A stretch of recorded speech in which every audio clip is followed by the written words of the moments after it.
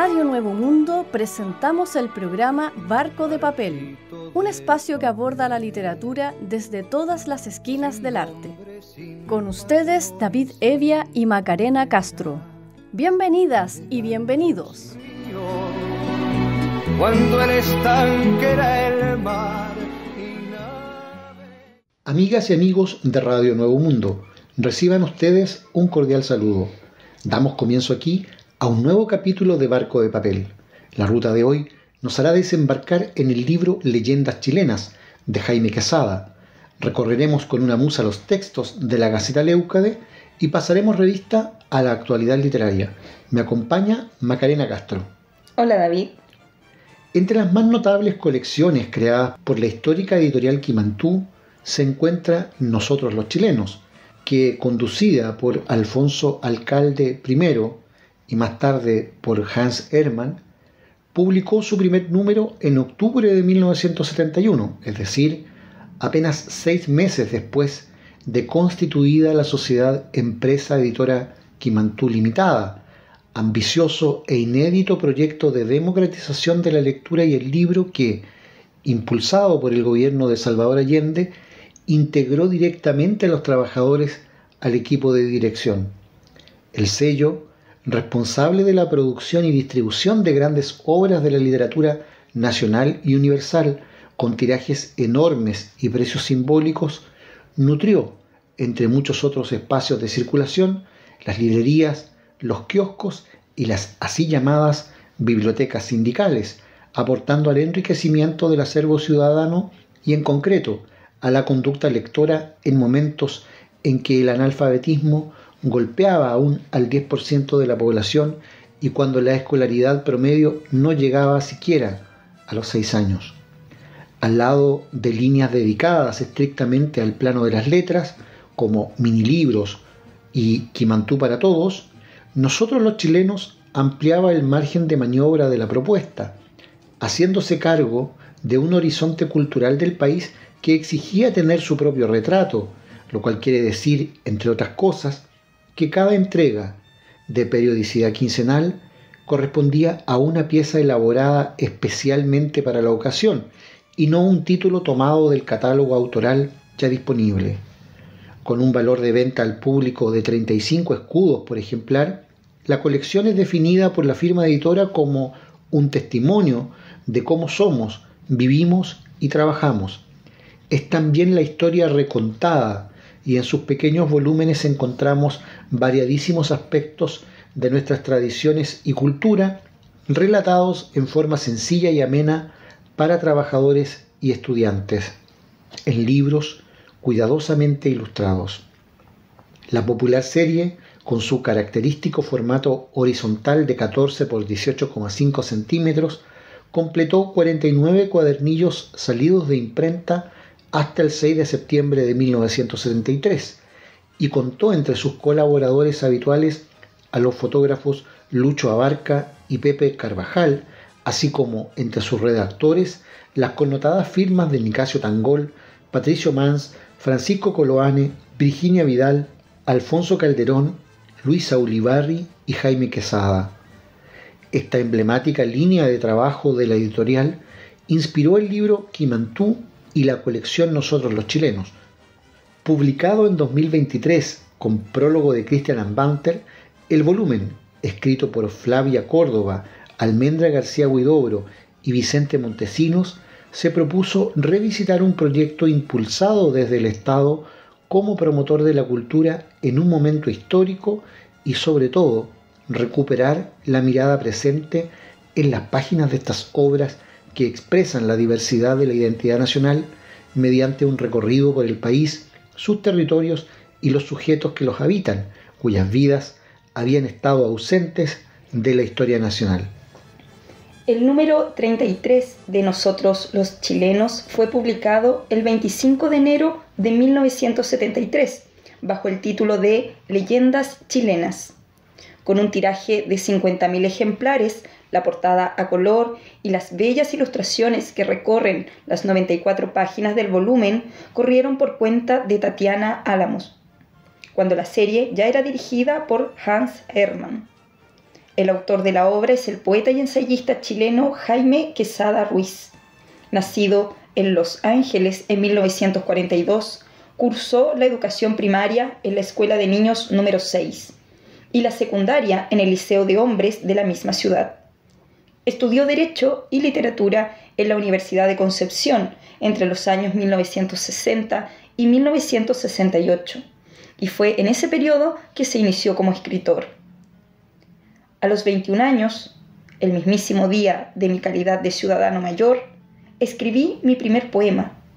Era un poema que hablaba del padre, de los bosques, de la vida a flor de naturaleza. Recordará, en 1978, en el número de la colección ¿Quién soy?, dedicado a su persona y editado por la agrupación Amigos del Libro. Publicó su primer poemario, Poemas de las Cosas Olvidadas, en 1965, y ese mismo año fundó Aruspice, una de las más importantes revistas de poesía de esos tiempos. En ella, Nicanor Parra publicó sus primeros artefactos y colaboraron escritores como Julio Cortázar, José Lezama Lima o Gonzalo Rojas, entre otros. Tras terminar sus estudios en Concepción, Quesada partió becado a Quito en 1969 para estudiar arte quiteño en Universidad Central del Ecuador. En 1971, gracias al dinero ganado con el premio Baltasar Castro de la Sociedad de Escritores de Chile, emprende un viaje por América Central y México, país donde integrará el taller de escritura de la Universidad Nacional Autónoma, UNAM, residiendo en la casa de la familia de Roberto Bolaño. En Nicaragua, en tanto, pasó unos meses en el archipiélago de Solentiname, en el lago Cocibolca, trabajando con el poeta Ernesto Cardenal. A pesar de que Quesada es clasificado como miembro de la generación de 1960, su obra poética, a diferencia de la producción de los demás miembros de esta generación, que seguían a Sartre y a los poetas beat, se nutre más bien de temas cotidianos y tradicionales, como la vida en medio de la naturaleza. De hecho, como naturalista ha recorrido todo Chile. En 1981 hizo la ruta de los Pehuenches hasta el volcán Antuco, por la misma ruta de Ignacio Domeyko, Claudio Gay y Pedro José Amadeo Pisis. Presidente de la Sociedad de Escritores de Chile, SECH, en 1990, ha ejercido como crítico literario en las revistas Ercilla y Paula, y de los diarios El Mercurio, Las Últimas Noticias y Austral de Valdivia. Director del taller de poesía de la Fundación Pablo Neruda desde sus inicios, junto con Floridor Pérez, representante del presidente de la República en el Consejo Nacional del Libro y la Lectura entre 1994 y 2001. Se ha dedicado a difundir la obra de poetas chilenos e hispanoamericanos. Así ha editado varios libros de Gabriela Mistral, Escritos Políticos, de 1994, Poesías Completas, de 2001, Bendita mi lengua sea, el 2002, y Prosa Reunida, del mismo año. De Neruda, Antología Fundamental, 1988. Por las costas del mundo, de 1999, Neruda y García Lorca, de 2000. Ello además de la Poesía Reunida de Ernesto Cardenal, en 2002. Su obra le valió, entre otros, el premio Alerce de la Sociedad de Escritores de Chile en 1967 y la beca de la Fundación Andes en 1989. Es el propio Jaime Quesada quien firma el prólogo del libro, en el cual un generoso afán pedagógico se hace patente. Como si fuera un cuento, y se empezó a hablar de una ciudad encantada, invisible, que se ocultaba cuando la buscaban los extraños, comienza diciendo el responsable de la obra antes de detenerse a explicar. Y de tanto contarla, fue tomando un aspecto cada vez más maravilloso, inquietante, casi mágico y misterioso. Así, la simple e ingenua narración de un suceso, verdadero o supuesto, fue adquiriendo significación y fuerza de veracidad con el transcurso del tiempo, dando origen a la leyenda, generalmente de autores anónimos. Por nuestra gente más sencilla han sido creadas estas leyendas, vienen del pueblo mismo, con más de alguna buena dosis de malignidad y de sentido humano a la vez. Antepasados que de seguro no sabían leer ni escribir, les dieron forma y contenido. Sin pensar remotamente que estaban contribuyendo al mito, a la creación de un género narrativo popular, quizá por entretención, por pasar los largos días de invierno, por dar testimonio de coincidencias o circunstancias inexplicables. Del abuelo al padre, al hijo se contaba, se narraba, se decía. Mientras se labraba la tierra, mientras se regresaba a casa a medianoche, después de haber estado en una fiesta vecina, mientras se buscaba una veta de oro o plata que nunca descubrieron. Todo tenía una explicación a flor de labios: los fenómenos de la naturaleza, la aparición de un cometa, la crecida de los ríos, el hallazgo fortuito de una caverna habitada por personajes que nadie jamás ha visto. Pero, ¿qué curso han seguido estas historias? De la tradición oral han pasado a la escrita gracias al interés investigativo de especialistas que las han recogido, no por mero afán de curiosidad, como piensan algunos, con un evidente interés folclórico y científico, sostiene el autor, quien precisa que muchas de nuestras artes mayores se nutren de esta tradición. Así, algunos de los mejores materiales de la poesía culta proceden de la literatura popular. La música, el teatro, el cine incorporan las leyendas a sus temas, lo que las hace vigentes y perdurables. Asimismo, el ensayista señala que cada leyenda, por simple, intrascendente y pueril que parezca, tiene su fundamento y tradición, su razón de ser. Las publicadas en este volumen se transmiten en lo posible, tal cual como las ha contado el pueblo, para que no pierdan su sabor con que fueron creadas y no desvirtuar su intencionalidad original. El trabajo de Jaime Quesada, que da forma a este libro, es una amplísima investigación y recopilación, de la cual da cuenta una biografía anotada de 19 estudiosos del área, entre los cuales destacan los nombres de Honorio Aguilera, Lucila Dufour, Ricardo Lacham, Hernán San Martín, Julio Vicuña Cifuentes, Richard Weiss, Marino Pizarro, Olga Pino y Rebeca Román. El resultado de esa exploración es Leyendas Chilenas, que contiene 23 relatos breves, agrupados de acuerdo a su unidad temática en 5 secciones, donde el diablo perdió el poncho, los que habitan más allá de las maravillas, la culebra y otros animales, de los milagros, apariciones y desapariciones, y en busca de nuestros tesoros ocultos. Vamos a la música, en Barco de Papel.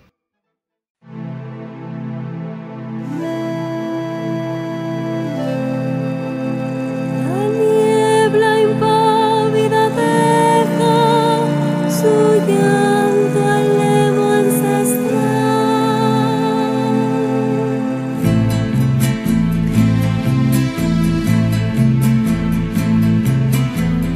Era un día tibio de primavera.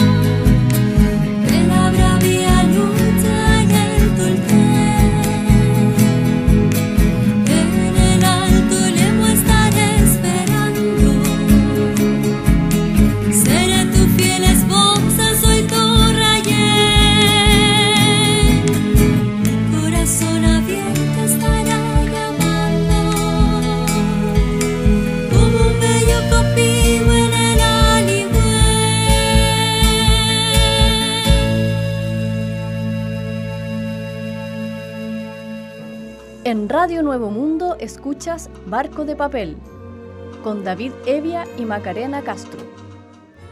La primera sección del libro de Jaime Quesada, Leyendas chilenas, llamada Donde el diablo perdió el poncho, agrupa, como su nombre lo sugiere, las narraciones inspiradas en el infernal personaje, aunque con una impronta más cercana a la picaresca que a la aterradora patraña urdida en los textos cristianos.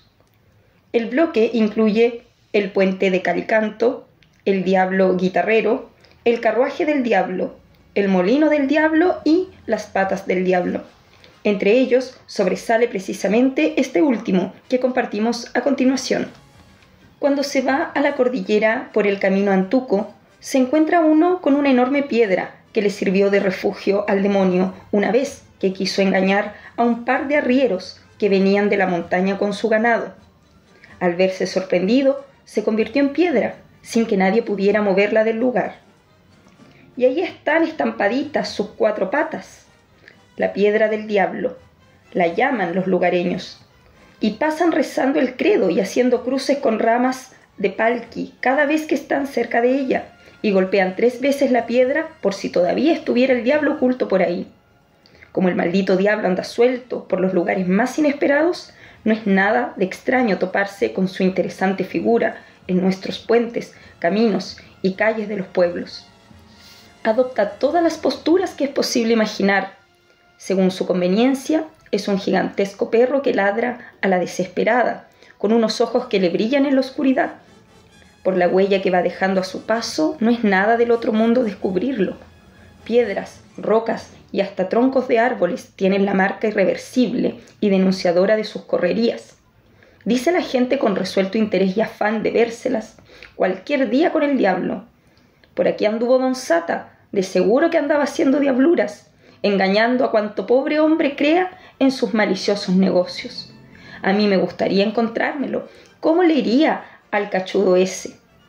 La feroz pata del diablo estuvo a punto de echar abajo el puente que construían unos trabajadores en corral. Uno de los obreros trabajó como por 10, con un ahínco y entusiasmo que llamaron la atención de sus compañeros, que no comprendían quién era este incansable personaje. ¿De dónde habrá venido este encolerizado fulano? Trabaja como si se fuera a acabar el mundo. Ni la cabeza es capaz de levantar para mirarle la cara. A mí me huele mal este gallo. Es bueno el trabajo, pero no tanto. Déjenlo, a este tipo me lo arreglo yo.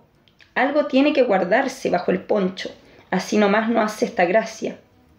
Cuando estaba por concluirse el puente, los obreros se persignaron al pasar por allí un funeral, y el extraño trabajador se vino puente abajo como por arte de magia, sin antes haber dejado la señal de su rabiosa patada. Y un olor a azufre tan fuerte quedó en el lugar donde estaba trabajando que hizo estornudar a gritos a todos. Este no era otro que el mismo diablo en persona, que aprovechaba sus anchas, tan excelente oportunidad de hacer más de algún pacto con los trabajadores del puente. Al otro lado del río Itata, una roca conserva la pata derecha, que es más pequeña que la izquierda del demonio. Fue su manera de firmar un contrato con el dueño de un fundo de esos lugares. Como el agricultor dudara de la efectividad del pacto que obligaba al diablo a hacer producir en abundancia sus campos, el astuto diablo hizo la gracia de marcar con su pata tan solemne compromiso en una roca. El diablo, limpiándose la boca con un rojo pañuelo de seda, le dijo para que no tuviera sospecha alguna: «El día que se borre esta pata será el último de tu vida, y yo dispondré de tu alma a mi antojo y paciencia». Y se las echó corriendo río abajo, muerto de la risa. Es muy interesante, Macarena, cómo esta leyenda sintetiza la sabiduría popular, porque aquí, como señalabas tú al principio, este diablo no es el monstruo que pinta el cristianismo, sino más bien un sujeto que retrata en carne y hueso a personas que existen. Por una parte, al escalador trabajador que trata de hacer lo mejor que el resto, ¿verdad?, traicionando el interés de sus compañeros, y por otra, al empresario explotador que por definición engaña. La segunda sección del libro, los que habitan más allá del país de las maravillas, deambula en torno a lo real maravilloso e incluye la misteriosa ciudad de los Césares, el lugar donde habitan los duendes, el carretero encantado, la gruta de los enanos, la sirenita de la laguna Quillón y la muchacha encantada del Cerro Santa Lucía. Esta última historia es la que reproducimos aquí.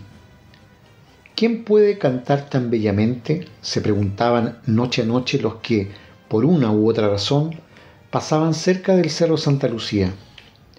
Una maravillosa canción como venida de todas partes, sin que nadie pudiera identificar claramente de buenas a primeras.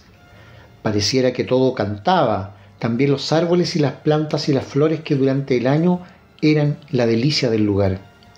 Cuentan que una hermosa joven es la que canta. Desengañada de su amor primero, se fue al cerro para siempre, y ahí vive guardada en una caverna por un viejito barbón. Al llegar la noche, hasta el amanecer canta su propia y larga historia de amor. Nadie que tenga los oídos bien limpios deja de escuchar la dulzura de estas canciones. En los tiempos en que el Cerro Santa Lucía estaba abierto por todos sus costados y no había salida de sus numerosos paseantes, era común que más de alguien se aventurara a pasar la noche allí. Los motivaba la belleza vegetal del lugar o la tranquilidad nocturna del verano o el inicio evocador de un romance. Se estaba cerca de la tierra y del cielo, a la vez que nada extraño perturbaba el sosiego deseado. Era entonces cuando veían, con asombro y alegría, la figura de un viejito pequeño y barbón y corriendo como a saltos de un lugar a otro, atraído por la cautivante canción. Y mientras más la escuchaba, más joven y apuesto se iba poniendo, hasta el punto de transformarse en un noble y enamorado galán. Y como el canto llegaba a su término a la hora del amanecer, la fina apostura del joven volvía de nuevo a su condición anterior, haciéndose pequeña y vieja. Con los primeros rayos del sol, el encantamiento había desaparecido. Por eso el Cerro Santa Lucía causa todavía tanto irresistible embrujo a los jóvenes enamorados. La tercera sección, la culebra y otros animales, reúne en clave de fábula las plantas carnívoras de la laguna de las Tres Pascualas, el quiriquincho del norte chico, la mujer que se convierte en perro y la culebra que tiene cabeza de gallo, que leemos a continuación. Andar por las habitaciones oscuras siempre es peligroso, dice la gente. Puede salir la culebra que tiene la cabeza de gallo y matarlo a uno con su pura mirada. En los rincones de las casas vive esta culebra. Nace de un huevo redondo y pequeño, de color celeste, que pone el gallo cuando está viejo. Con el solo asomar la cabeza de la cueva en que vive, la culebra ubica a la persona que quiere hacer su víctima. Y con su mirada fatídica que tiene, la víctima elegida pierde la cabeza, cayendo desmayada al suelo. Es entonces el momento que aprovecha la culebra para chuparle la sangre hasta dejarla seca como tabla. La culebra se alimenta así de pura sangre humana y su cuerpo se infla tanto que apenas cabe en su cueva, donde vive oculta por meses. Cuentan que la persona que encuentra uno de estos huevos tiene buena seña, la suerte estará con ella por mucho tiempo. Pero para que ello ocurra, debe romperlo de inmediato y evitar que la culebra con cabeza de gallo nazca. Si no lo hace, la persona que encontró el huevo cae irremediablemente bajo los efectos de su mirada de muerte.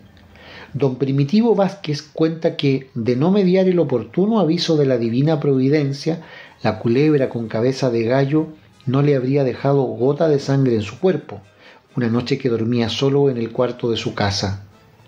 Alcancé a darme cuenta, dice, cuando me miraba de frente, sin mover sus dos ojos que no tenían párpados, pero yo fui más listo, y le puse un espejo alumbrándola, y la culebra huyó espantada de su propia fatídica mirada. Nunca más la vio don Primitivo, por lo que cree que murió por efectos del alumbramiento de su espejo.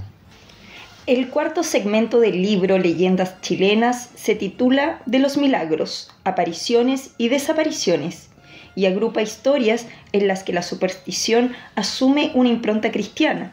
A ese conjunto pertenecen los relatos El Cristo que tiene la corona de espinas en el cuello, El Santo traspasado y El boldo de la aparición. Ambientado este último en plena resistencia indígena en el siglo XVI, en la villa de Penco, narra el instante en que el combate de los pueblos ancestrales ya sitiaba la urbe, cuando la también tomada ermita de las monjas trinitarias vio en su huerta cómo el árbol del boldo comenzaba a llenarse de olorosas flores, lo que sorprendió a los guerreros. En lo mejor de la lucha, se cuenta en el pasaje, una doncella de una belleza como nunca se había visto posó sus plantas sobre el boldo, mientras una luminosidad rodeaba su contorno, y tal era el poder de su irresistible mirada que los combatientes depusieron sus armas, en el mismo momento en que las fuerzas araucanas ya cantaban victoria.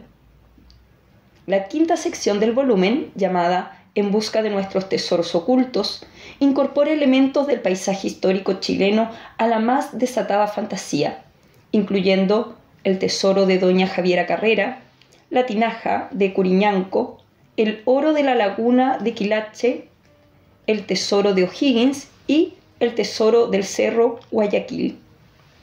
El tesoro de doña Javiera Carrera tiene por escenario la localidad de Talagante, en una de cuyas quebradas están ocultas más de 7 cargas de oro y otras tantas de plata, además de joyas y piedras preciosas, además de monedas antiguas de alto valor. Tampoco el insigne personaje femenino supo qué fue de los hombres que escondieron aquellas piezas ni dónde. Los vecinos dicen que quien logre dar muerte al culebrón que custodia ese especial entierro se hará dueño de tan buscado tesoro. Y como eran tiempos en que brujos y brujas hacían nata por esta zona cuando ocultaron el tesoro de doña Javiera, apunta la narración, se apropiaron de esa riqueza. Sus dominios eran impenetrables. El oro y la plata habían caído en manos de sus más interesados y temidos guardianes. Nadie pudo atreverse con tales brujos y brujas, a no ser que estuviera dispuesto a correr los más grandes peligros de verse casado en una Salamanca, porque ahí no se salvaba ni la mejor alma, destinado a vivir en sus cavernas sin piedad alguna. Por eso cuentan con no oculto temor. Algo de esta desgracia le sucedió nada menos que al mismísimo propietario de una hacienda, donde están las quebradas de Talagante. Al sorprenderlo buscando los tesoros de doña Javiera Carrera, las brujas lo convirtieron en un gran culebrón, como de 4 metros, que se arrastra sin descanso, y ahí está todavía, condenado para siempre a proteger el famoso entierro. Las 23 historias que componen el volumen Leyendas Chilenas, escrito por Jaime Quesada para la colección Nosotros los Chilenos de Editorial Quimantú, pueden ser seguidas en detalle por nuestros auditores en el sitio web memoriachilena.cl, donde se encuentra el libro disponible de manera gratuita y en versión descargable, junto a otras grandes obras publicadas por el sello, a través del cual la Unidad Popular hizo a los trabajadores partícipes del proceso cultural del país.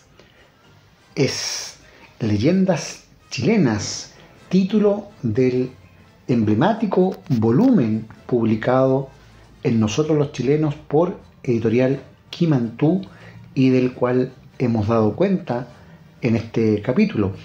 En nuestra tercera sección vamos a conocer la obra en marcha de algún autor y creador chileno en Letras en la Sech, y también visitar los textos de la Gaceta Leucade. Pero antes, Macarena, vamos a la música en Barco de Papel.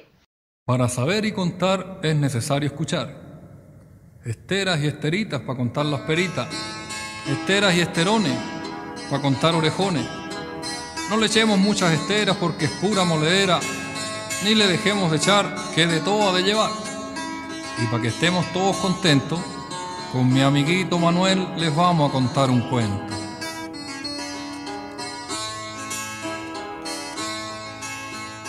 Una mañana de invierno salía Pedro Urdemales cruzando los pastizales callejones y potreros, callejones y potreros.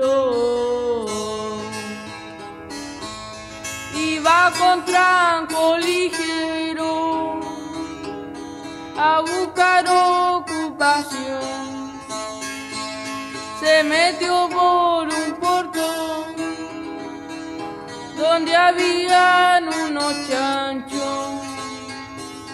Habló con el dueño del rancho, que ahí mismo lo contrató, que ahí mismo lo contrató.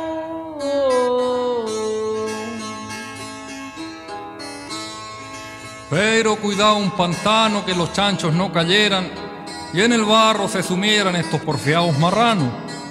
En eso llegó un paisano que había cruzado el cerco. Le compro todos los puercos, le dijo a Pedro Urdimales, y vendió los animales sin que lo supiera el dueño. Antes de entregar los chanchos, les cortó toda la cola, no les dejó ni una sola. Vendió chocolo marrano, vendió chocolo marrano. Algo tiene que haber estado tramando este Pedro. Las ensartó en el pantano, con la punta asomada. Eso era usted, el Pedro Y Diablo. se fue este Satanás a decirle al dueño avaro, los chanchos se empantanaron y no los puedo sacar. Ay, María Y Luz. no los puedo sacar.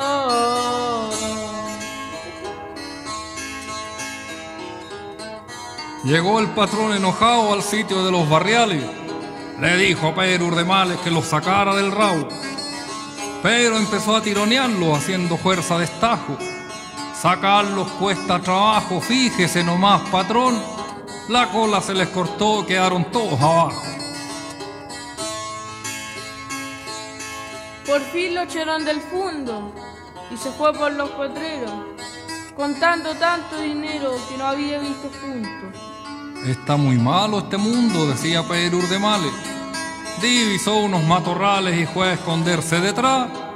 Después yo no supe más, se alejó de estos lugares. Y se acabó el cuento, se lo llevó el viento. En Radio Pasó por Nuevo un Mundo zapatito escuchas roto. Barco A de ver si Papel Santito nos cuenta con ahora. David Evia y Macarena Castro.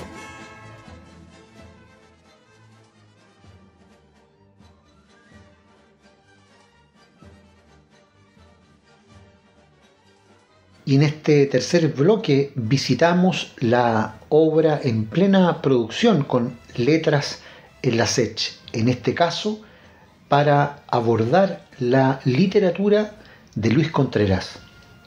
Nacido en Santa Cruz de Colchagua en 1953, el poeta Luis Contreras Jara es licenciado en Educación, profesor de castellano y comunicación social y magíster en didáctica de la lengua materna por la Universidad del Biobío. Guionista, conductor del programa Tasca Literaria, cronista y destacado promotor de la cultura, es autor de libros tales como Desde el Muro, de 1988, Tres Poetas, de 1995, Órbita, de Francisco Contreras, de 1999, y En el Pentagrama de los Pájaros, de 2023. Fundador, entre otras iniciativas de divulgación, de El Estado de la Palabra, es presidente de la filial Ñuble de la Sociedad de Escritores de Chile, SECH. Compartamos entonces con los auditores la obra de Luis Contreras en su propia voz. Un gran saludo, queridos amigos y amigas auditores de Barco de Papel.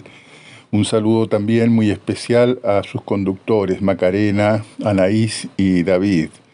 Voy a leer un poema que está escrito en el contexto del cumpleaños de una entrañabilísima amiga y compañera.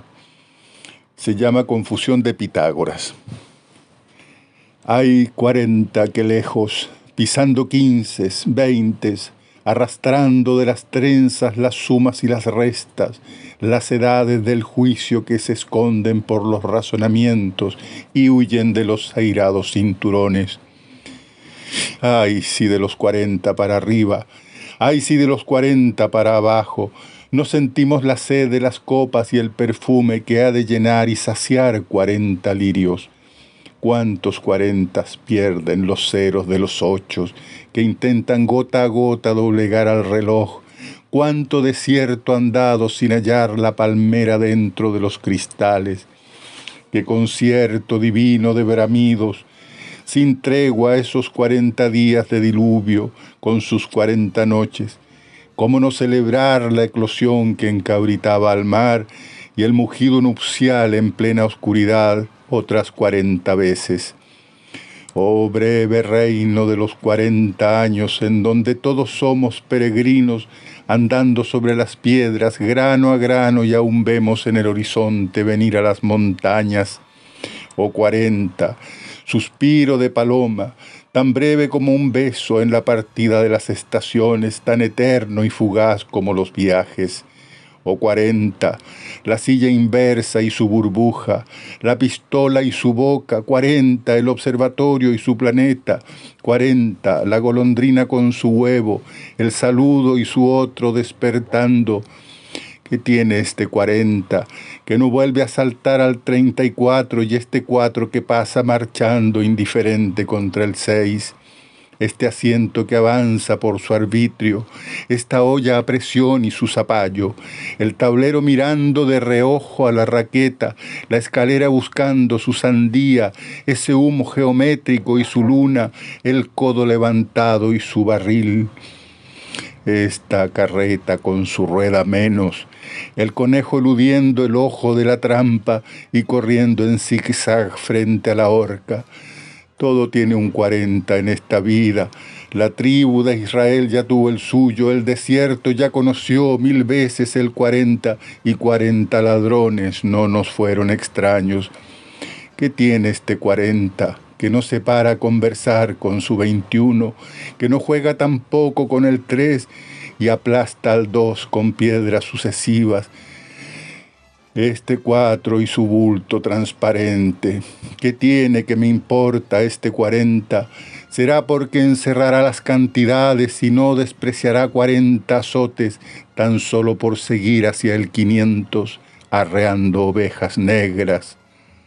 Por suerte, en cada esquina se toparán los unos y los dos, los 30 y los 100, y consecuentemente los 40 darán con los menores y mayores y querrán algún día caminar 40 y 70 en un mismo sentido contra el tiempo, por una misma senda hacia los ceros de la multiplicación, óvulos de los números que siguen, esos que no han nacido de Santa Madre aún, la que amó a cada uno, allí donde el 13 volverá a sus 7 y subirá redonda a sentarse la tarde. No sé por qué me importa este 40, si lo miré de venir solo una vez marchar contra mí mismo y ahora me persigue por la espalda. Eran los versos de Luis Contreras en nuestro espacio Letras en la Sech. Vamos a la música en Barco de Papel.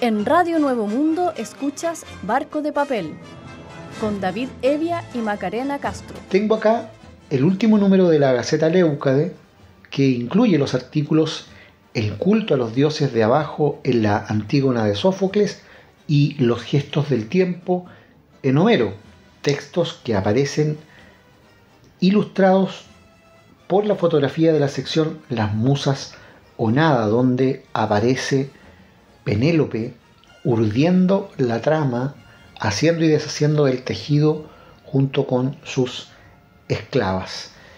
En puño y letra, personajes psicopáticos en el escenario de Sigmund Freud, obra fechada en 1905, y en plástica de Mikhail Brügel, La princesa cisne, que data del año 1900.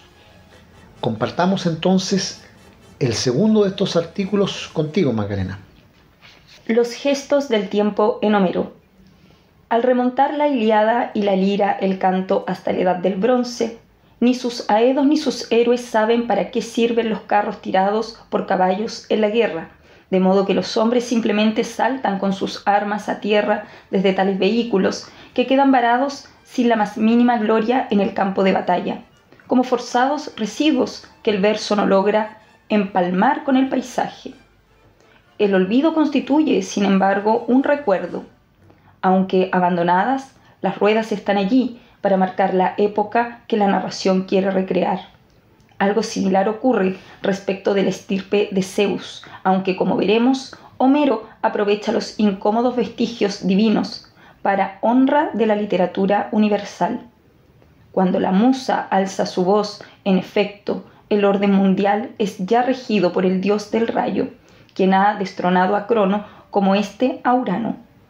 Pero el padre y el abuelo del monarca olímpico, que expresan los dos consecutivos relevos, apenas aparecen muy pocas veces mencionados, siempre como sujetos pasivos, y mientras el primero es aludido en general para identificar a Zeus o Hera como sus hijos, salvo en la Ilíada, donde un pasaje agrega que el dios imperante lo puso bajo la tierra y bajo el tormentoso mar. En la Odisea, el segundo sencillamente no deja rastro alguno. La ausencia de ambas deidades o el carácter ornamental de las mismas señala el momento mítico, y este cruce de coordenadas que delimita el espacio de la escena homérica entre una fase histórica y un cauce fabulado adquiere importancia, tanto porque así el relato deviene coyuntura, como porque no hay en toda la literatura arcaica usos lingüísticos que manifiesten una idea abstracta de tiempo como la que puede rastrearse recién desde la antigüedad clásica. Dicho de otra manera, el tiempo está tan sujeto todavía al envejecer o al suceder de personas o cosas concretas como los nombres de Crono y Urano, a la mención de Zeus o Hera. De hecho, el papel gravitante que en el argumento juega esta hermana del dios rey en calidad de esposa suya, precisa aún más el trance en que se encuentran los acontecimientos, pues entonces aquel ya no es el marido de Metis, cuyo nombre es omitido en la Ilíada y la Odisea, ni de Temis, a quien acepta Hera la copa que le extiende antes que los demás olímpicos, y que convoca a los dioses a la asamblea organizada por Zeus cuando éste teme que, en su regreso a la lid, Aquiles incluso devaste la muralla contra el destino. Por otra parte, la doble secuencia desentronizante que se deja caer sobre los binomios Urano-Crono y Metis-Temis resulta también relevante para constatar hasta qué punto el acto de acudir a un pasado remoto y legendario, en condición de decorado de la trama, existe antes que Heródoto se valga de semejante relleno a lo largo de su historia. Desde esa perspectiva, esto es, desde la necesidad estética de pliegue y repliegue en el transcurrir, las vicisitudes imputadas a Penélope no son sólo sospechosamente tardías y rastreables en Apolodoro o Estrabón. El propio Homero las demora, ya que la esposa de Odiseo ni siquiera aparece nombrada al pasar en la Ilíada, donde sí hay en cambio referencias explícitas a Telémaco y a Laertes, Y es que Penélope, además de personaje, se erige en brillante recurso literario.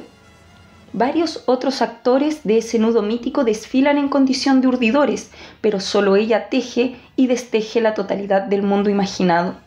No para cultivar la fidelidad o engañar a los aristócratas que a través de ella pretenden su palacio, sino fundamentalmente porque el statu quo que de ese modo extiende da tiempo a sus dudas personales sobre qué pasos le conviene dar según el curso de los hechos. La elasticidad del tiempo homérico exhibe, de cualquier modo, varios otros marcadores notables. Uno de ellos tiene lugar en el canto tercero de la Ilíada, cuando Príamo, tras decir a Helena que no es culpable ni del amor ni de la guerra, le invita a mirar desde una suerte de ventana onírica en la que el pasado y el presente coinciden. ¿Quién es ese guerrero aqueo noble y alto?, inquiere el rey troyano, a lo que la ahora cónyuge de París, a la cual Iris acaba de infundir amor por su anterior marido, contesta, evocando indirectamente a Menelao. Ese es el atrida Agamenón, declara, añadiendo, era mi cuñado, de mí, cara de perra, si eso alguna vez sucedió.